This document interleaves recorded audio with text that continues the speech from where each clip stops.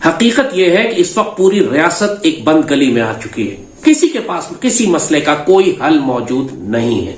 मुकम्मल फिक्री, सियासी, नजरियाती, माशी अनारकी, और इसमें फिर अस्करी दहशतगर्दी इस हद तक सर उठा चुकी है कि रियासत के बारे में इतने शुकूक और शुबहात उठाए जा रहे हैं कि खुद पाकिस्तान के अंदर बैठे हुए लोग, अब नापाक और पलीत लोग ये मशवरे दे रहे हैं कि रियासत पाकिस्तान को छोटे छोटे हिस्सों में तोड़ दिया जाए। इन्होंने वही साइकिल चलाई है कि इंडिया बुरा है, इंडिया के साथ बुरा करना है। अब देख रहे हैं जी इंडिया सुपर पावर बनता जा रहा है, तो वो अब हमारे ऊपर ना अटैक कर दे तो हम इससे पहले ही हो अच्छा सुलह सफाई कर लें। तो अफगानिस्तान के साथ भी ताल्लुकात कैसे हमारे? ताल्लुकात वो अभी पाकिस्तान को पता होगा, बलूचिस्तान के साथ तो सही है। पाकिस्तान और बलूचिस्तान पाकिस्तान का हिस्सा नहीं है? नहीं है।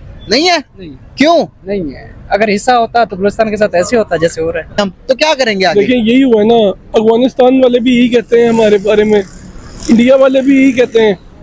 तो यार अब मसला तो हम ही होगा ना, मसला तो हम ही होगा ना। एग्जैक्टली यही पहले बात। तो हम कहते हैं कि नहीं यार ये खराब है, नमक खराब है। जिसके पास $25 अरब इन्वेस्टमेंट करने के लिए होगा ना, मैं आज आपको लिख कर देने के लिए तैयार हूं, वो पाकिस्तान में $25 अरब बर्बाद नहीं करेगा अनलेस हम ये तय कर रहे हैं कि हम अपना न्यूक्लियर प्रोग्राम ही रोल बैक करने लगे हैं, हम डी न्यूक्लियराइज होने लगे हैं। इसके अलावा आलमी कुव्वतों की कोई इंटरेस्ट नहीं है पाकिस्तान को $25 अरब कहीं से देने का। दोस्तों, पाकिस्तान के अंदर बहुत ज्यादा मोदी जी का खौफ फैल चुका है। उनको ये पता लग चुका है कि थर्ड टर्म में मोदी जी बहुत ज्यादा वोटों से जीत के आ रहे हैं और इस बार उनकी सीटें भी ज्यादा होंगी। इसीलिए पूरी दुनिया के अंदर आपको एक बात बता दो दोस्तों, 14-15 देशों ने तो मोदी जी को पहले से इनविटेशन दे दिया अपने बुलाने के लिए। पाकिस्तान को अब ये खौफ लग गया है कि अगर मोदी जी दोबारा आने तो हैं ही हैं, और वैसे ही उनका आपको मालूम है अफगानिस्तान से और ईरान से झगड़े चल रहे हैं, इंडिया से तो उनका जन्मजात झगड़ा है।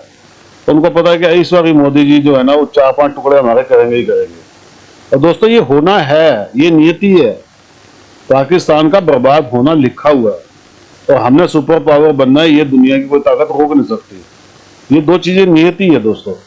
अब देख लीजिए वो आदमी जो आए दिन भारत को गजवा हिंद की धमकियां देता था, न्यूक्लियर बॉम्ब की धमकियां देता था, आज वो लाल टोपी कितना रो रहा है।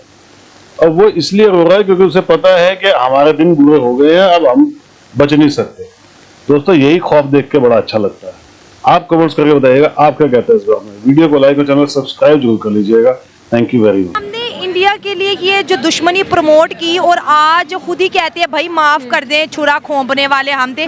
जब वो मीडिया कहता था तो हम सबको गुस्सा आता था कि ये हमारे खिलाफ प्रोपोगंडा कर रहे हैं, इंडिया प्रोपोगंडा कर रहा है, मोदी की वहाँ गवर्नमेंट आ गई इसलिए वो हमारे साथ दोस्ती नहीं करना चाहते। लेकिन ये तो वही बात निकली कि खोदा पहाड़ और निकला चूहा कि वो जो साइकिल चलती है ना, कि वो जैसे हमारे घर वालों की साइकिल है, मेरी माँ की साइकिल है, दाद के भेड़े हैं, मेरे पापा की साइकिल है, नान के भेड़े हैं, इन्होंने वही साइकिल चलाई है कि इंडिया बुरा है, इंडिया के साथ बुरा करना है। अब देख रहे हैं जी इंडिया सुपर पावर बनता जा रहा है। AI उनके पास है, चंद्रयान है, तो वो अब हमारे ऊपर ना अटैक कर दे तो हम इससे पहले ही हो अच्छा सुलह सफाई कर लें। मैम जहाँ तक मुझे लगता है ना कि हम वो कौम अब बन चुके हुए हैं जहाँ पर भी मैं भी एक पढ़ी लिखी गलती मतलब खतून, मैं भी अपनी गलती ना मानूं। और अगर हमारे हुक्मरान अगर ये गलती मान रहे हैं ना तो बगैर किसी वजह के तो मान नहीं रहे होंगे, बगैर किसी कंट्रोवर्सी के मान नहीं रहे होंगे। अब उन्हें कोई एक स्क्रीन टाइम चाहिए होगा जैसे, तो वो इसलिए मान रहे होंगे। बाकी आप पूरी हिस्ट्री हमारी उठा कर देख लें, ईच एंड एवरी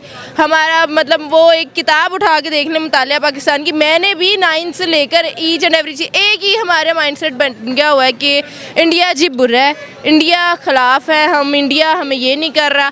अब सिर्फ मेरा आपसे सवाल है, अब नहीं कश्मीर की खबरें आती, मैं नहीं देखती। अब कश्मीर कहाँ चले गया? अब कश्मीर की कोई खबर नहीं है, न्यूज़ चैनल बंद हो गए जो हमें कश्मीर की खबरें देने भूल गए हैं।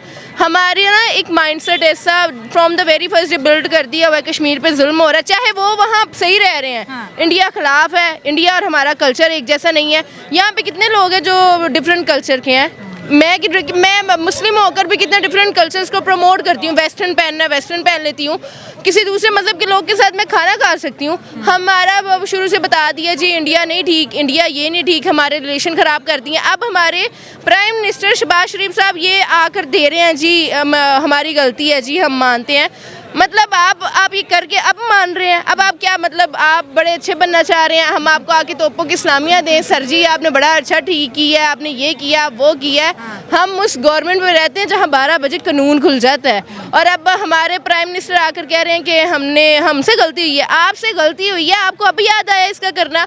उन गलतियों का कौन जवाब देगा जो इंडिया के खिलाफ हम लोग भुगत रहे हैं, या उन कश्मीर के लोगों का कौन जवाब देगा जो हम लोग कह रहे थे कि वो गलत है। उन पर भी तो आए बहुत सारे ऐसे मुआहदे हैं जहाँ पर हमने ये कर लिया हुआ कि इंडिया गलत है। अगर अब हम इंडिया की बात करें तो इंडिया के ईरान के साथ ताल्लुकात देख लें, इंडिया के यूएस के साथ ताल्लुकात देख अच्छे लें, हैं, हाँ। इंडिया के चाइना के साथ अभी रिसेंट ट्रेड देख लें, यानी कि इंडिया हर किसी के साथ अच्छा चल रहा है। आप सिर्फ मुझे इतना बता दें कि बीइंग अ मुस्लिम कंट्री हमारे साथ ही उसने बुरा करना था, यानी कि एक साथ तो है, हाँ। एक साथ आज़ाद होने वाली कौम, तो फिर हम पे ही लानत है। हम एक साथ आज़ाद हुए हैं, वो हमसे इतना आगे चले गया। हम एज अ पंजाबी वहाँ नहीं जा सकते। बलूचिस्तान में ये हालात हैं, तो वहाँ जो हालात अब हमें एग्जैक्टली पता ही नहीं है कि यार वहाँ ना न्यूज़ आती है ना कुछ आता है, हमें सिर्फ ये पता है ना, अभी कोई आइडिया नहीं है कि हमने क्या किया, पीछे क्या हुआ। अब तो जो हालात बन गए ना, तो पता ही नहीं होता कि हमने किसी के साथ क्या किया, हमें तो सिर्फ पता लगता है उनने हमारे साथ क्या किया। सही बात है, ब्लेम नहीं क्योंकि ऑब्वियस सी बात है, बड़े टेररिज्म की वजह या हमारे यहाँ छुपे भी हुए हैं, और हमारी वजह से एक माहौल पूरे खिते का ख़राब भी हुआ है, जो इंटरनल हमारे मामलातों की वजह से।